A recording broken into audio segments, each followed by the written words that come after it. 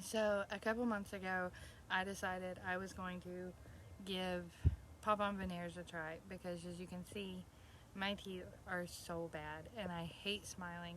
And I have 4 kids, so getting time to go to the dentist to get these pulled and get real dentures has been a struggle.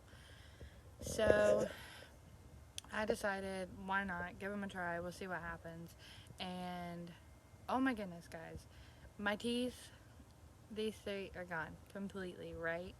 And it's all because of braces. I took proper care of them, but when I got my braces took off, you could see the line all the way across my teeth where they just didn't work. And eventually they just started falling apart, and it was bad no matter how much I took care of them.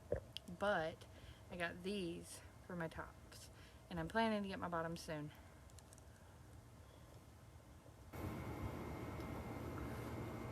But look, I can smile again. I love it. Thank you guys so much.